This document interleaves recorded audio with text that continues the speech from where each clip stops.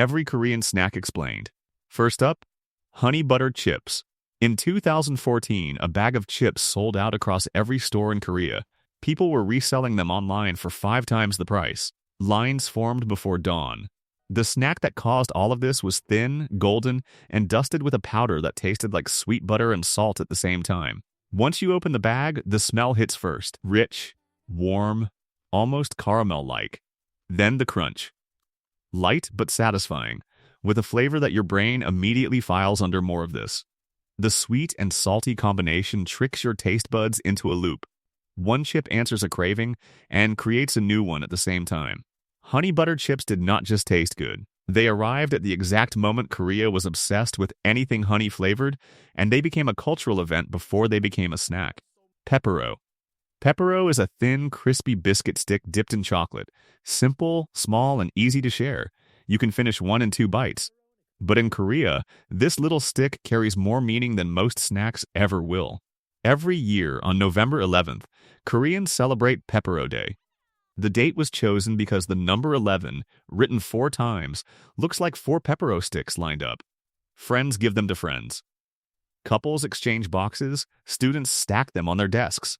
What started as a playground tradition in the 1980s quietly grew into one of the biggest retail days of the year. The flavor is familiar and gentle. Sweet chocolate, a light crunch, nothing aggressive. But the genius of Pepero was never really about the taste. It gave people a reason to say something without having to find the words. Taeok. Taeok is a rice cake, not the dry, cardboard kind you find in Western health food aisles. This is dense, soft, and chewy in a way that feels almost alive in your mouth. It is made by steaming or pounding glutinous rice until it becomes something smooth and stretchy and completely unlike anything else. Koreans have been eating taeok for over 2,000 years. It shows up at birthdays, holidays, and celebrations because in Korean culture, sharing rice cake brings good fortune. The shape and color change depending on the occasion. Some are rolled in bean powder. Others are filled with red bean paste or honey. The taste is mild, almost neutral. But that is the point. Taeok does not try to impress you with bold flavor. It earns your attention through texture alone, and somehow that is always enough. Buldak ramen. Buldak ramen translates to fire chicken noodles. The name is a warning. Inside the packet is a thick, jet black sauce built from chili extract and gochujang, coating chewy noodles with a heat level that most people are genuinely unprepared for. When you eat it, the spice does not arrive politely. It builds fast, spreads across your tongue, and sits there. Your eyes water.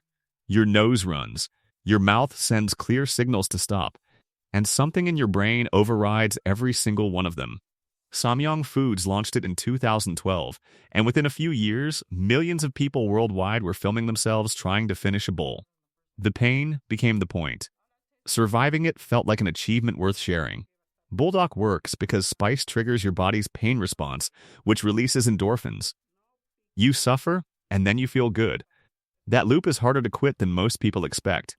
Hotdog. Hotdog is a street pancake. A round, doughy disc cooked on a flat iron until the outside turns golden and slightly crisp, while the inside becomes something else entirely. Packed with brown sugar, cinnamon, and crushed nuts, the filling melts during cooking into a thick, dark syrup that pools in the center. You buy it from a street cart, usually in winter. Usually when the cold makes everything feel sharper. The vendor presses it flat with a metal tool, and steam escapes from the edges. You hold it in both hands because it is too hot to hold in one. The first bite releases the syrup. It spills, it burns slightly, and it is completely worth it. Sweet, warm, a little smoky from the griddle. Hotdog is not complicated food, but eaten outside in freezing air, with your hands wrapped around something warm, it becomes the kind of thing you spend years trying to recreate. Choco pie. Choco pie is 2 soft, round cakes sandwiched around a layer of marshmallow, all coated in a thin shell of chocolate. Small enough to fit in one hand. Sweet enough to remember. Orion launched it in 1974, modeled loosely after American snack cakes soldiers had brought over during the war. It became the everyday treat of Korean school lunchboxes and factory break rooms. Affordable, filling, familiar. Then something unexpected happened. When South Korean factories employed North Korean workers in the early 2000s, managers used choco pies as bonus rewards. The workers began trading them on black markets across the border, where they sold for many times their original value. A $1 snack cake became a symbol of something much larger than chocolate and marshmallow. The flavor is gentle and soft, but the story behind it is what turns a simple snack into something worth remembering. Dalgona. Dalgona is sugar and baking soda, heated together until the mixture foams and sets into a thin, amber-colored disc. That is the entire recipe. 2 ingredients, a flame, and about 30 seconds of patience. Street vendors in Korea sold it for decades, pressing a shape into the warm candy before it hardened. A star, a circle, an umbrella. The challenge was simple. Carve out the shape using only a needle without cracking it. Succeed, and you got another one free. Fail, and you ate the evidence. Most people failed. Most people tried again anyway. When Squid Game aired in 2021, that childhood game reached 1 billion viewers overnight. Dalgona kits sold out globally. People who had never heard of it were suddenly hunched over a needle, tongue out, holding their breath. The candy itself is just burnt sugar. What people were really chasing was the feeling of the game. Shrimp crackers. Soy kong are puffed shrimp crackers, pale pink, shaped like little curved pillows, light enough to dissolve almost instantly on your tongue. The crunch is soft, barely there, and the flavor is unmistakably oceanic without being overwhelming. Nongshim launched them in 1971, and they never really left. Decades of new snacks, new trends, new flavors came and went, and Saikong stayed exactly the same. Grandparents who ate them as children now share them with their grandchildren. That kind of consistency is rare for anything, let alone a bag of crackers. The shrimp flavor is real, which matters. Not artificial, not chemical, just a clean, savory taste that lingers gently after each piece disappears. A single cracker is gone before you register eating it. That is the trap. Your hand reaches back into the bag because your mouth is still waiting for the snack to actually begin. Bunjopang. Bunjopang is a fish-shaped pastry cooked in a cast-iron mold.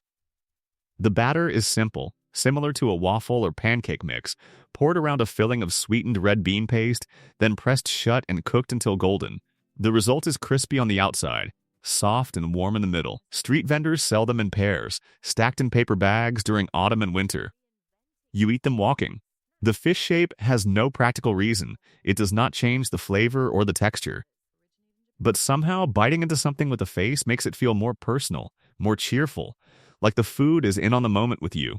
The red bean filling is earthy and lightly sweet, nothing sharp or bold, just a gentle, steady warmth that spreads from your hands to everywhere else.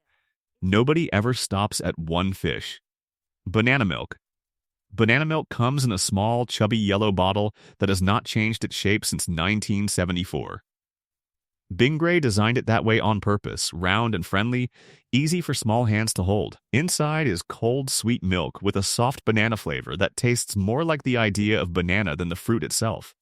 The Korean government created it during a period when the country was pushing citizens to drink more milk for nutrition. Banana flavoring was added because plain milk was not popular enough on its own. The workaround worked better than anyone expected. Koreans who grew up drinking it describe a particular feeling when they open one now. Not nostalgia exactly, but something quieter. A return to something uncomplicated. The flavor is mild and familiar, but what you are really tasting is a memory that belongs to almost everyone who grew up in Korea. Squid snacks. Ojinjeo or dried, seasoned squid snacks. Flat, chewy, and aggressively savory. The smell hits you before anything else, sharp and oceanic. The kind that clears the room or draws you in depending on who you are. The texture demands effort. Unlike crackers or chips that disappear in seconds, dried squid pushes back. You tear it apart with your teeth, chew through it slowly, and the flavor builds the longer you work at it. Salty, smoky, faintly sweet from the seasoning, with that deep umami that lingers on your tongue well after the piece is gone. Koreans eat it while watching television, drinking beer, playing cards. It is a social snack, passed around in torn strips, shared without ceremony. First-timers often hesitate at the smell, but the people who try it anyway almost always reach for more. Oyinjeo does not appeal to everyone, and that is exactly what makes its fans so loyal. Nurungji. Nurungji is the crispy layer of rice that forms at the bottom of the pot after cooking. For most of history, it was not a snack. It was what happened when someone was not paying close enough attention. The rice stuck, browned, and hardened into a thin, golden crust that scraped off the pot in uneven pieces. Koreans kept eating it anyway.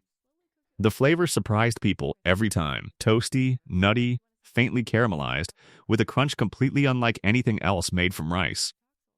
Some families poured hot water over it to make a simple porridge. Others ate it dry, straight from the pot, still warm. Eventually, someone decided to sell it in bags.